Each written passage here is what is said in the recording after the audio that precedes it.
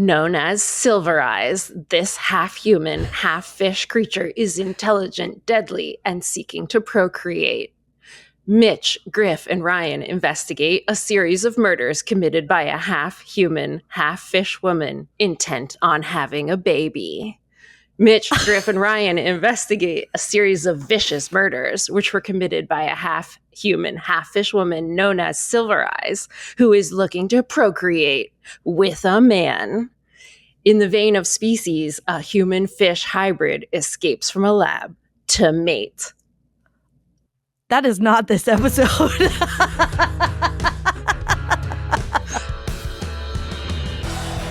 I'm Nicole Mackey. I'm ZJ Hadley. You're listening to a recap podcast drowning in nostalgia. Welcome to Baywatchers. The 90s were so horny that every synopsis has input fucking into this episode. But this woman, there's no evidence whatsoever that this woman wants to fuck any of these dudes. No, there's attempts made to fuck her by the men, which is like very creepy. That's what I'm like. Was the men of the 90s such unfettered, like rampant, horny grossness that they managed to project those sexual urges onto the main character of this episode, Silver Eyes, who also no one ever calls her that. No, and I would argue her eyes are not silver. No, they're Michael Jackson's Thriller eyes. They're the same eyes. Are they? I think they look exactly the same. Like, you know, at the very end of Thriller when he turns around and then there's the laugh and his eyes are like yellow? It's those same contacts, same manufacturer, I'm assuming. Yeah. Probably. There can't be multiple manufacturers of those contacts. No, I don't believe there were. Okay, so, and on that subject, I can't speak to the eyes, but I want to speak to the sound effects. And maybe I'm jumping too far ahead already because I'm so excited about this episode. But I did find out that reusing stuff in the 90s is apparently a very common trope. Some of the scenes from this episode are actually from an episode of Baywatch where there's a shark attack and they just like lowered the light. They made it darker. What? So genuinely, she may have borrowed these contacts from Thriller for all we know, because that's a tradition. That's how they were churning out 20 episodes a season and keeping the budget in check. They're using stuff legitimately. Can I read you something I wrote about the budget? Yes. I wrote, what is the budget for this season? Because this is for sure all one set. They keep redressing the same room of pipes. Whoa, is it the pipes from the first episode? I think so. There's just like hallway of pipes or like grating with pipes, like from a weird angle. It's like, I don't know what that is, but they're reusing it. And then the other part of this episode is just stacks of boxes. Yes. Which is free if you order from USPS or whatever. Okay, but like, fuck, marry, kill. Would you rather, I guess it's just a would you rather, because I can't think of a third thing. Would you rather wait 4 years between seasons of a TV show or have them reuse the hallway set? Because I kind of love this, getting these episodes out. I'm comparing it to Stranger Things. We're all waiting. And it's like, so I get that, yes, you can buy all new set dressings every time, but like at what cost? I want to see television. Yeah, I know. Just make the content. Well, my problem is that like this episode was probably 90% just B-roll. If you really boiled it down, like where Baywatch, the regular series, is maybe sometimes too many plots. Yes. This has almost not one. Yes. What? It's just all reactions. Okay, so wait. So did you like this episode? I hated it. You hated this episode? I hated it. I can't. I'm trying to find what I wrote, but I did not like this. Oh, I wrote it's mostly B-roll. I don't have anything really that nice to say about it. So what I can say about socially, the reception to this at the time was that this is one of the favorite episodes within the confines of it's Baywatch and it's Baywatch Nights and it's the second season. But within the second season, the Paranormal season, this is one of the most beloved, if not the most beloved episode. I am shocked. And also, I went back and it's been a minute since we recorded, so I went back and listened to our Halloween episode from last year to remember what we thought about the first Paranormal episode. And I was listening to you not like that one either. And I really was like, thank God this one's so undeniably good.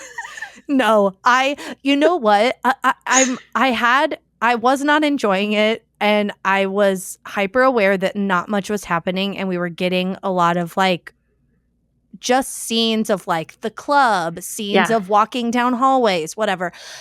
And I was like really trying to check my attitude and be like, no, but still have fun. And I will say, it is what it is. Is it as good as regular Baywatch for me? No, that is such a good show, and it's so exciting, and there's so many things happening, and there's like one thing happening in this. But I will say, David Hasselhoff, his acting in this episode is, I would say, like Oscar level acting. Really? He is selling it. Nothing's happening. And this man, the way he ate that scene where he's walking slowly through the boxes and it's like trying to build the tension because is she in here? And it's taking like 5 minutes for him to pass these cardboard boxes. Yeah. And that's 5 minutes of a 45-minute show.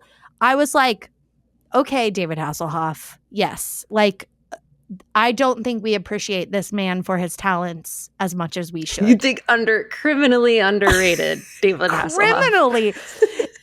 It's this episode was a man with boxes, and he sold it like boxes and pipes over and over. I think the boxes scene was the point when I checked the tracker to be like, I feel how much time is left? I feel like, no, but not that I wanted it to be over sooner, but that I was like, did I miss something? I feel like nothing has happened, and we are halfway through. No, because nothing happens in that episode. This episode is called The Creature, and it aired on October 6th, 1996. So peak 90s, peak. I saw a video earlier today of the Spice Girls performing. Like, that's where we're at era-wise. And the number one song at the time when this aired was the Macarena. Did you learn that? I did. This was peak like school dance era for me. So like, we were doing the Macarena unironically with our crushes, just thinking we were so cool. Oh my God, just thinking you were serving. What were your school dances like? Did they play like, because ours was, Macarena and like a lot of disco songs. Oh, no. Oh, no. Okay. I was out of the disco era. But do you know the song Cotton Eye Joe? Yes. Why is that song played at school dances? But I think it was because that was the height of jock jams, which was what. Oh, my God. Oh, but I was out of the disco era too, but for some reason.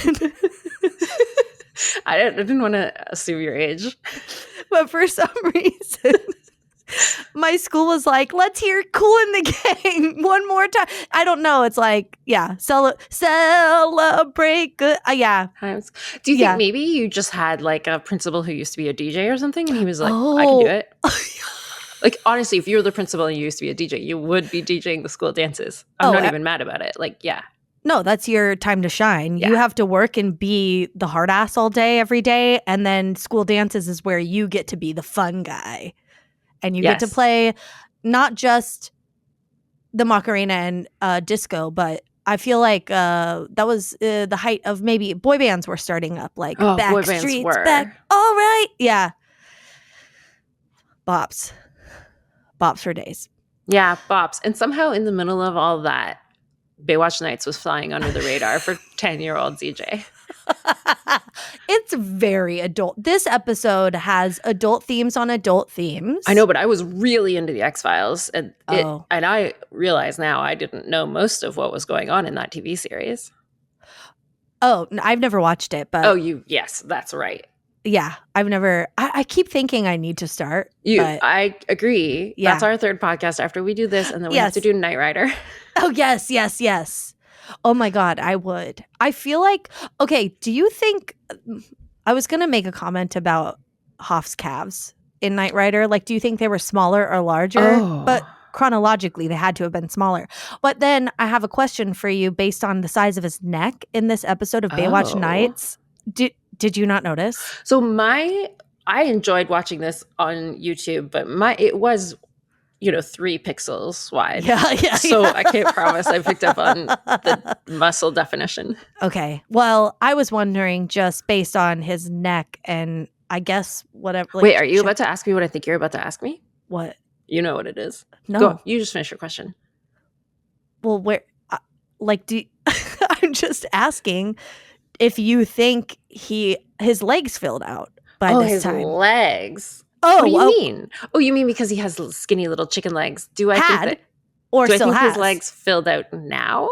Because in this episode of Baywatch Nights, he is beefy. That man's neck and what is this? Traps? They're big. He's like big in this. I noticed the size of his neck. I was like, that's a big neck. So you're saying because this is late Baywatch, are we in regular Baywatch going to watch a progression of his legs filling out? I don't know if his legs have filled out to this day. I think we should check. Yeah, I guess we're that's a reason to keep watching, I suppose. Oh, for sure, just watching to see the incremental changes. Gains? Yeah.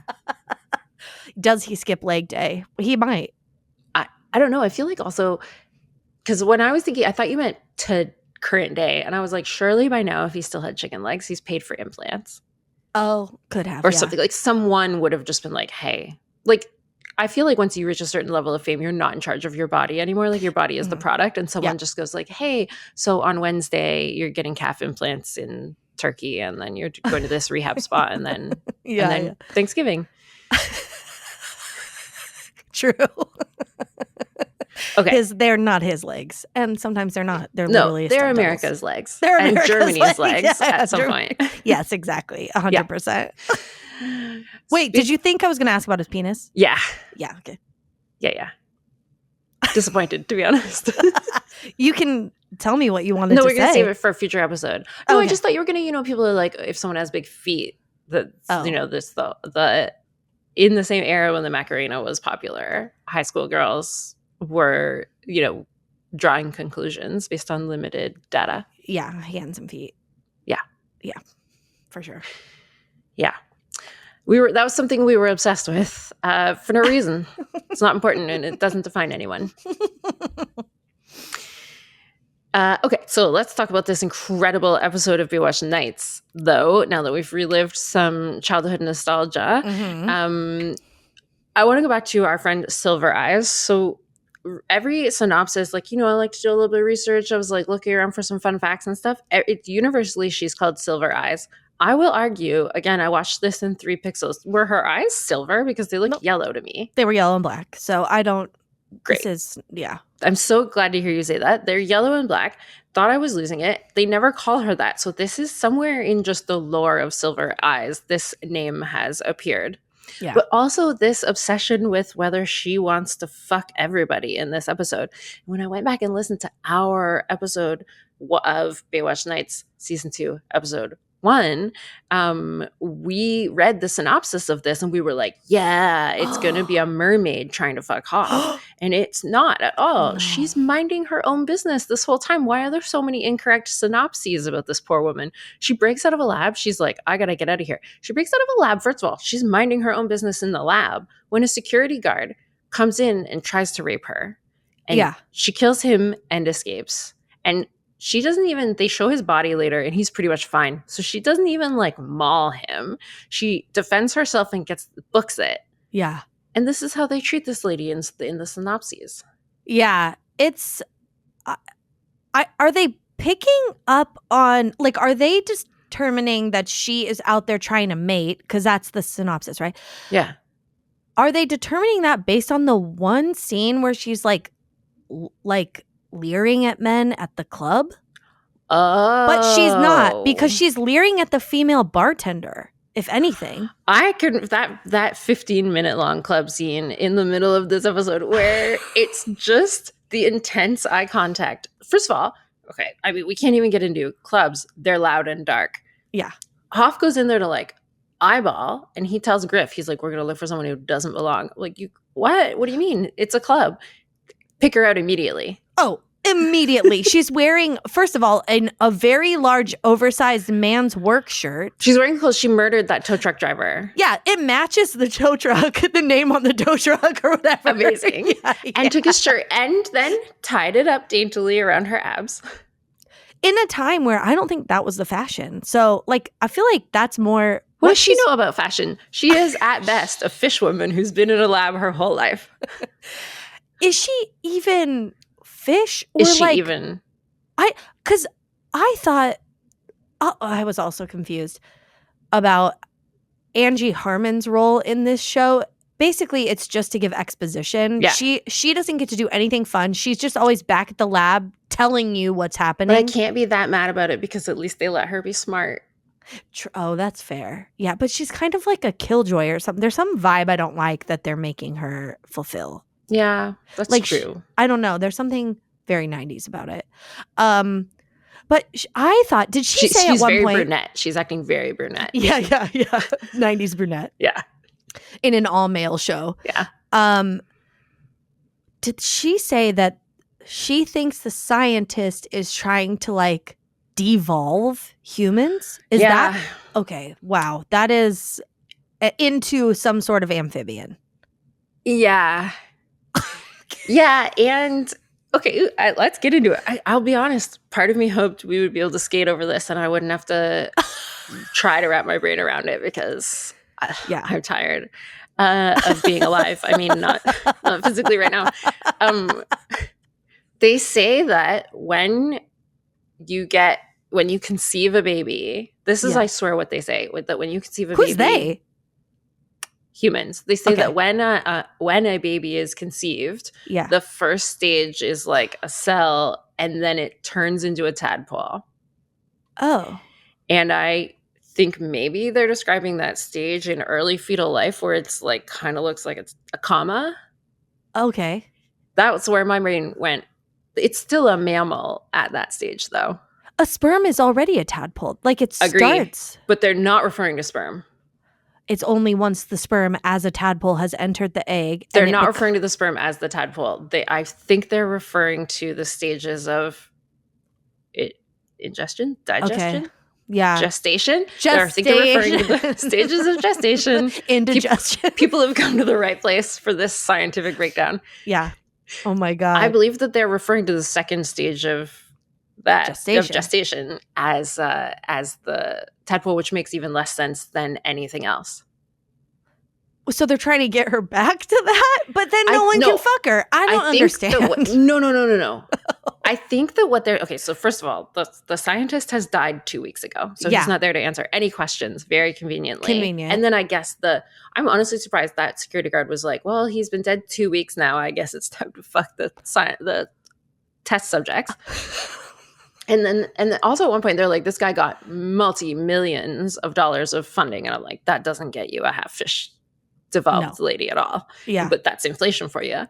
And then they say that he's trying to find the missing link, but I thought what that meant was that he would have like 20 of these, and this was the hottest one, and they get more frog-like as you go down, looking at each of the iterations, and he just hasn't gotten to full frog mode yet. Okay, that's why the skin flap that Angie Harmon found, she's like, it's mutating. There's going to be different mutations of this. No, that actually just disproves exactly what I said. Okay, so then your thing. So then this woman is going to gradually get more frog-like. Okay, or she's shedding. Yeah. She's molting. And as she molts, she's becoming more closer. That doesn't make any sense. It's tough to believe. Know. And it's further hampered by the fact that they couldn't fork out even $50 for frog effects, and this is just a hot woman. And they reused the contacts from the Thriller video, and also maybe the sound effects from Jurassic Park. Well, actually, so I did look into it because the sound effects sound like a puma or like a cat to me. And I looked it up, and they were actually using a combination of a lion and tiger roars with slowed down human screams. Wow. That probably was the budget. And the lion and tiger sound effects were just like from the open source nature sound effect library. Wow. Yeah. As was common. This was a common way to do monster sounds. Wow. Yeah. It legit sounded like Jurassic Park to me. There was some Jurassic Park vibes. Like I wonder when if that's what they do in Jurassic Park. I'm wondering now too. Yeah. And then if because that came out like right around the same time. So maybe they were just like, let's just reuse whatever they did. It sounds really good and everyone liked it. But this one sounded very much like a cat. More cat-like. Yeah. Yeah. Yeah. It was like, row, row, row. Which is crazy because it's a frog. And then I'm like, well, obviously they're not going to make frog noises, but they should have. And also all of the synopses, again, say half fish, but a frog is not a fish. Nope. It's very confusing. This is very confusing. And of course, no one paid attention to the descriptions back then. I'm sure they just watched it and were entertained. But now that we have all this information. Who wrote this subscription? And in fact, people used to read didn't you used to get your TV? Do you have a TV guide? Oh, yeah. I guess your TV guide out and you looked and you would see what the description was. And how disappointed would you be if you were expecting a half human, half fish lady who's desperate to fuck, and instead you got a frightened blonde woman trying to make it back to the ocean? Yeah. Which maybe I just identify too much with this character. I did think at the end of all this, I thought Hoff was maybe going to release her back into He was trying to, right? I think. Yeah, I do. Well, at first I think he wasn't sure. And then when he scooped her up, I think he was like, yeah, I'm going to release her back into the wild. But here's my question about that. Yeah. Hoff, a known disbeliever. Like we've read that he goes this whole series and is always a skeptic. So if he's a skeptic and he thinks she's just a lady and he's about to dump her in the fucking ocean. Or maybe he wasn't. Maybe he was just going to help her like escape and hide or something. Yeah. No, because I mean, he's also a man of the law. And I feel like he knew she murdered some people. So he's also, that's a good point. I didn't even think about that. He's super horny. So she's so hot. She's smoking hot. But I would say that he's such a good actor that I felt like he conveyed with his eyes that he was going to take her into the ocean, agree. Right? Okay, that must be where I got that from because he is giving so much with so little. Maybe he said it out loud. No, I don't think he did. Okay. I don't think he did. We're, of course, speaking. So there's like the plot of this doesn't matter, but we're at the end. No. She's murdered a bunch of people fully in self-defense throughout. Yeah. Except maybe the tow truck driver, I guess, but like still. She didn't know. And then she drove that truck, right? Are we supposed to believe that she then drove that truck to a rest station? And when did she learn English? Yeah. There's like if she is a fish woman or like an amphibian person. Yeah. What? I mean, I guess. And how old is she? Like, how long has she been like this? Did she go backwards? Is she going forwards? That's such a good question. Like, and we're just supposed to believe that she can now have conversations with people. It's like maybe because she was in a lab and they were talking to her all the time and running tests. Like she learned all this stuff, but she definitely didn't learn how to drive a tow truck. Yeah. So tow trucks would be difficult to drive. Yeah. But so are we to assume that she began as an infant human, then grew all the way into a human woman, and then began to devolve into a frog? Yeah, I don't know. Like, was she kidnapped? Or did she start as a tadpole, grow from a frog into a human woman, and then now she's going back? It can't be that one, because if it was that one, when he got to human woman, he would have already announced success. Yeah. You don't wait to figure out the devolving part. You'd be like, I made this frog into a hot woman. So they kidnapped a woman and they've been giving her injections of some kind to like take her DNA backwards to frog. No, it can't be that. Oh, dude, no. Because my second thought was they just cloned her. She walked out of a contraption as a human frog woman. Or it's like weird science vibes. They did a computer project. They put some DNA in a spinny thing. The wire got wet. Yeah. Timu Ted Danson spilled his like coffee on it, and then it's like, oh my god, now she's a hot lady frog person. Yeah. Wow. Still though, isn't that the day you put out the press release? Like this. Yeah. He was waiting to devolve her, and well, I guess her being so crazy hot is just incidental. Yeah.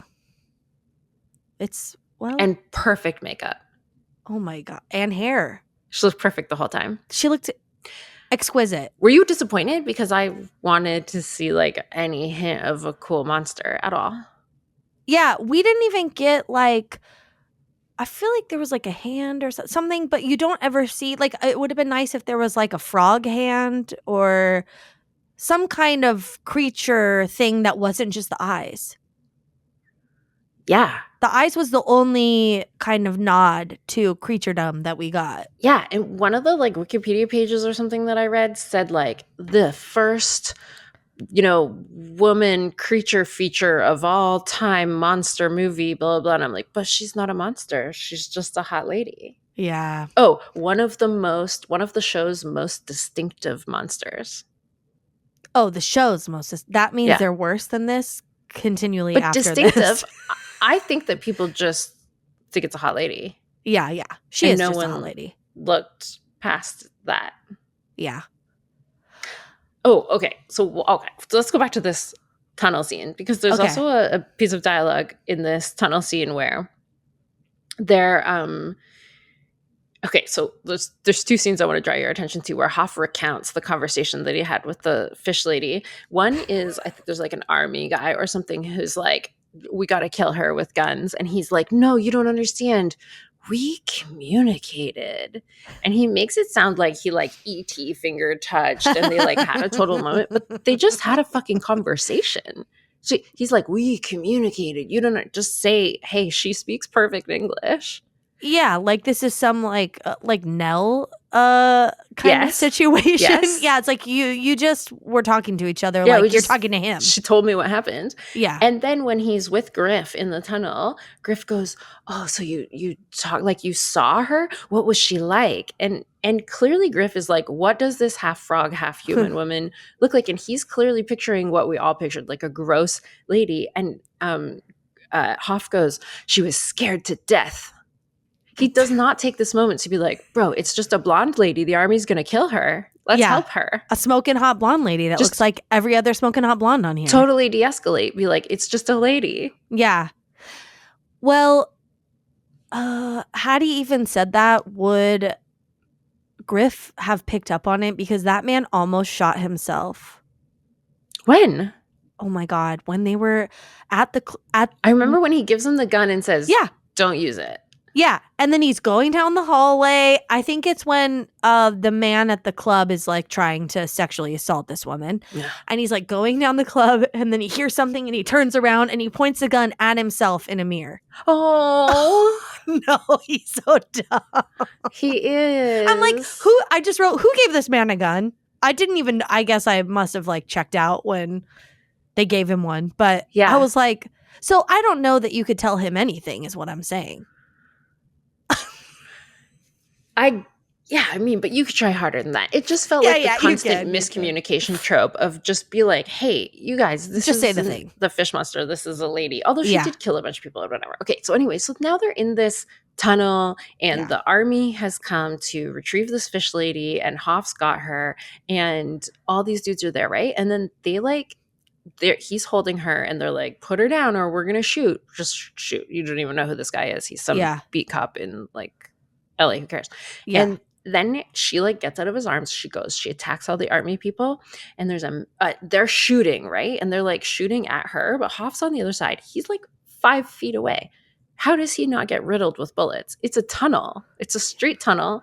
They're shooting multiple machine guns. Yeah. And he's like 15 feet directly in front of them. He crouches down on the ground a bit. Somehow she absorbs all the bullets.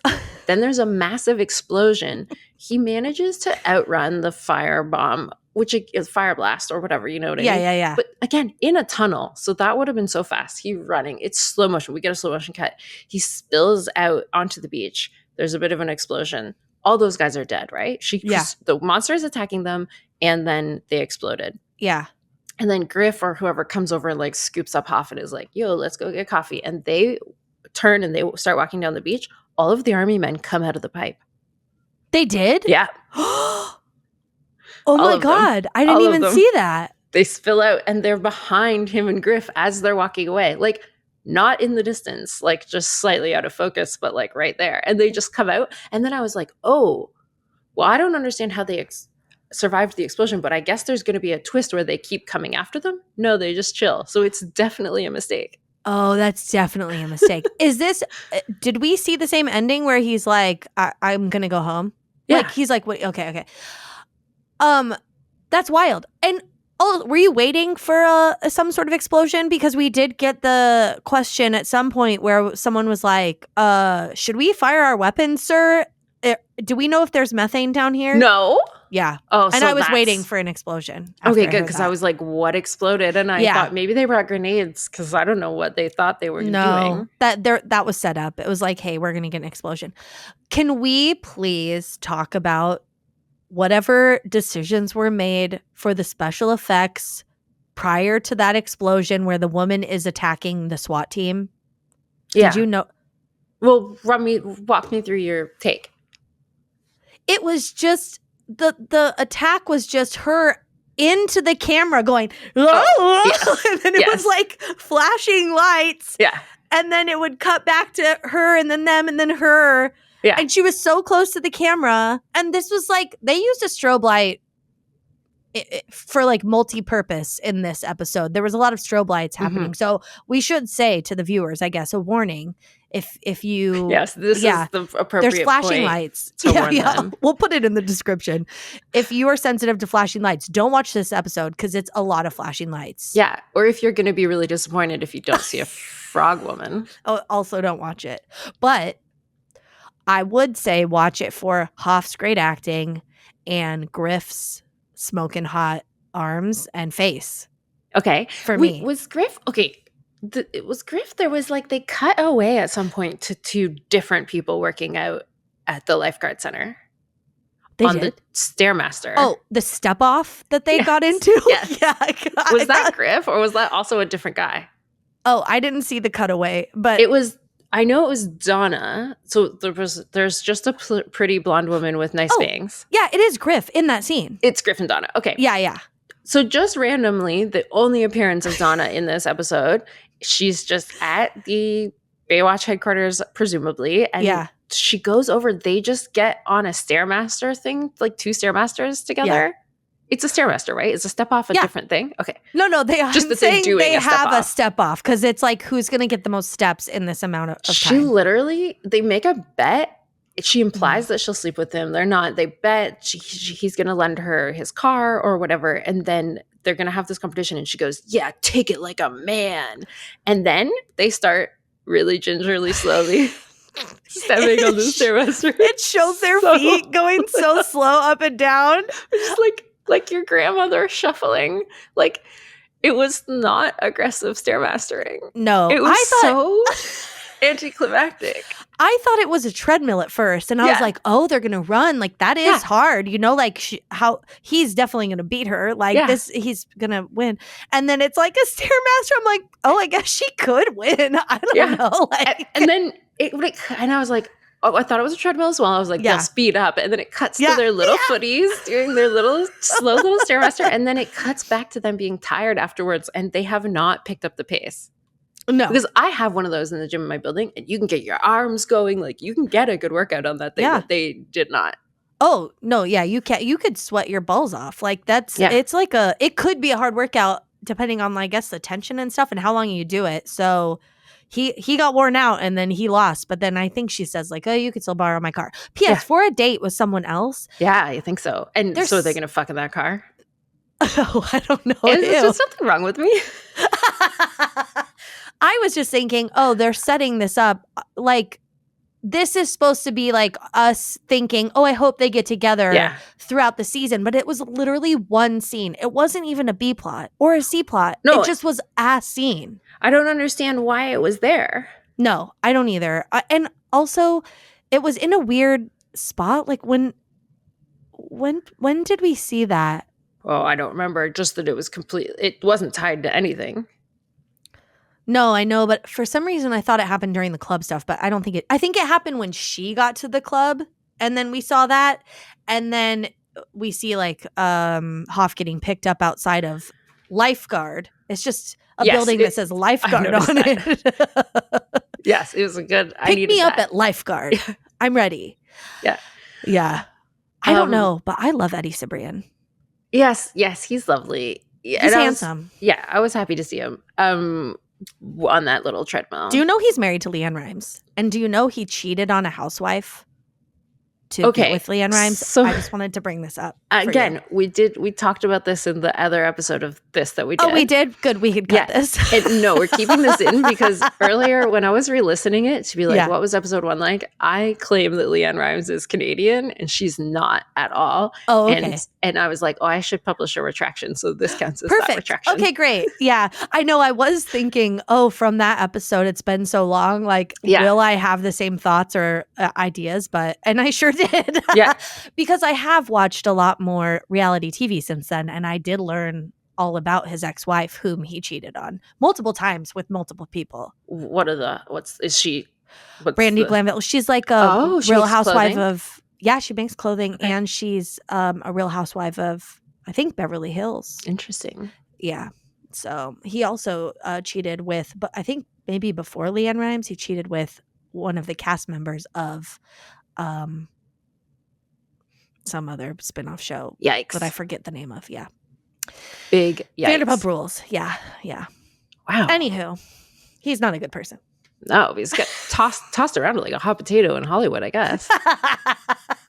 He is a hot potato. I guess. The only other stuff I wanted to talk about was like, I just found it so unbelievably 90s hot chick of it all that Angie Harmon is like, I started testing this frog DNA. The first thing I tested was to see what gender it is. She says that. She's like, I could test a bunch of things, but I started with gender. So that's the only test result I've gotten so far. It's a woman. And they're all like, whoa. And again, I'm like, it's female. It's female. You're right. She says she doesn't know it's a woman. She just says it's female. Because again, they're building it up to be a Kermit the Frog style monster, which it's just a lady. Yeah. Well, and Hoff, she says it's female, and he goes, oh, it's a woman. So we're looking for a woman. And she goes, I didn't say that. I said it's female. Yeah, again, I wanted it to be a monster. The only monstrous thing she did was, again, with the hand effect and the fighting and all that and the lion roaring, she also had a really weird way, or her stunt double had a really weird way of jumping. There's one point she jumps through a movie and manages to get like her feet out in front of her in a very strange way. So that was a bit monstrous. Are you talking about when she jumps out of the upper story window of the club? Oh my God. I wrote down something of when she did that because I said this bitch herkied through a window, which is like a cheerleading move. Okay. And I said Dallas Cowboys cheerleaders wish they had this charisma, uniqueness, nerve, and talent. Yes. Because that was like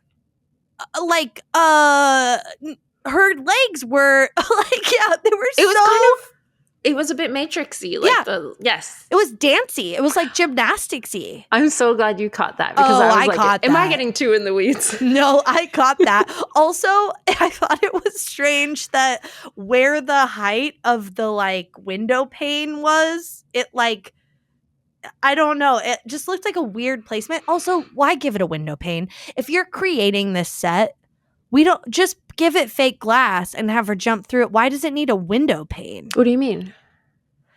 Like there was like a weird window pane, like piece of wood that was like a crossbar? When she jumped out, and I was like, just make it glass. It's more impressive if her foot comes through the glass and there's like not a chonky thing. That's the window they had left over from Pee Wee Herman Goes to Camp or whatever was filming right before they got to this.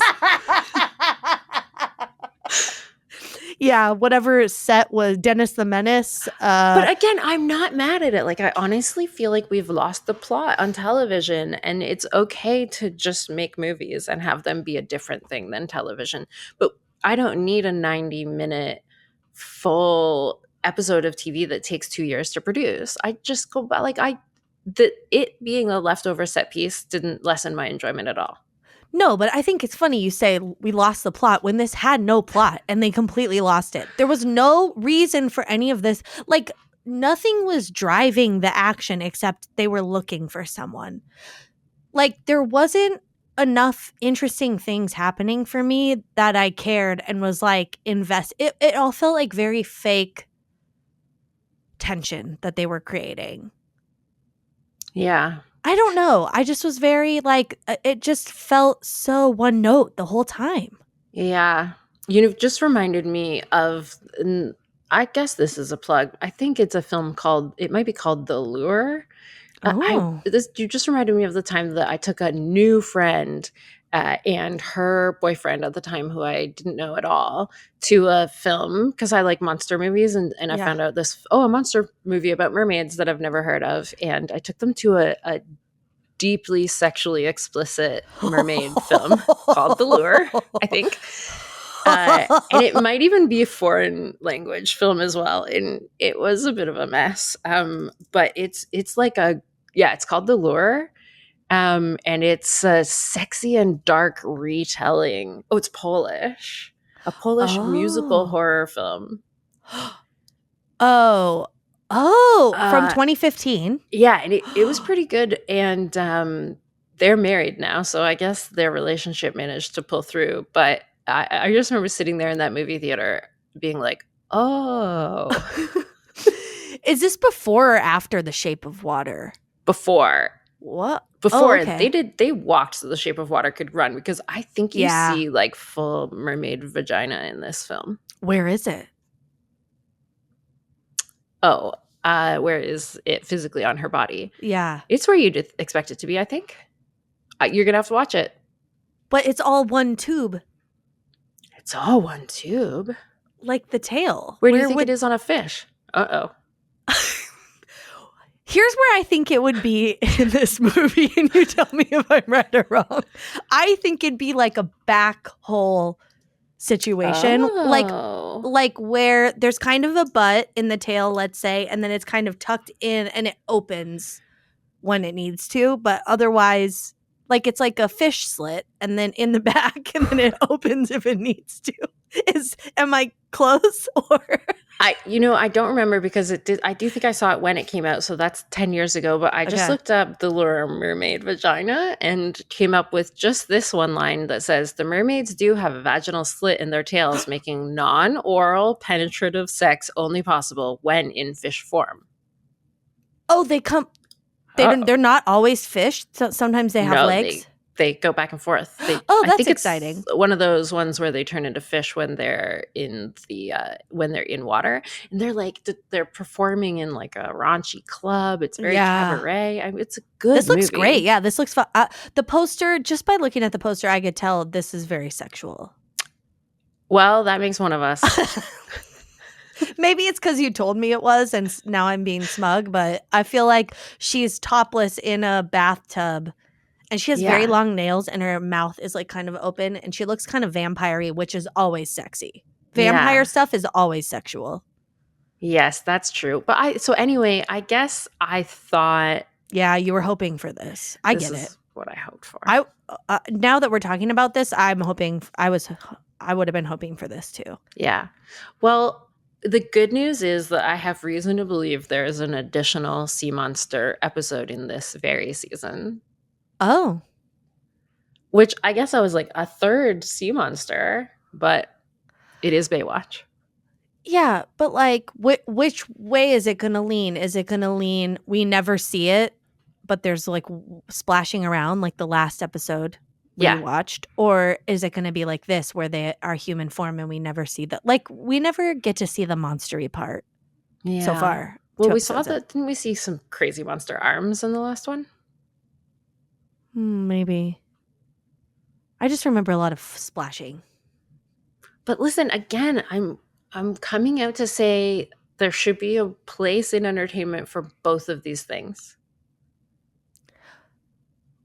You should be allowed to make shitty plot TV, because what they did was then they were like, oh, if we have to make TV good now, I guess we'll just make reality TV because that's always cheap. Oh, but I want this. I see. I want, even if it's thin on plot, just make TV.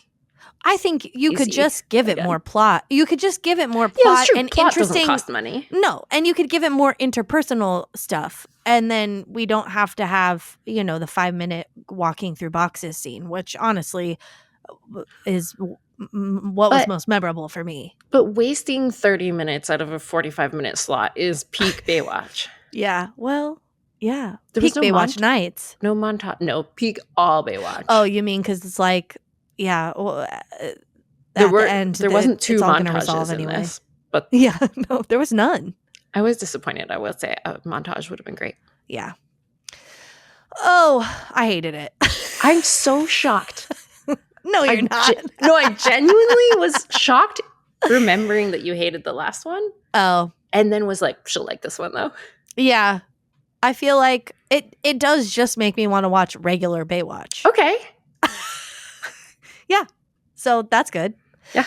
And also this episode did give us the what I guess I would say is could be a fun band name. And that was when Angie Harmon found that skin flap and she called it a mucoid ectodermal slough. Yeah. Yeah. Do you know what? I almost wrote that down earlier, and then I was really, truly like, I'll remember. No. Why would you remember that? Oh, my God. Wild. Yeah. Well, honestly, I've never been happier. I wish it could be Halloween every day so that it wouldn't take me 20 more years to get through these. But, we're chipping away. Hey, year by year.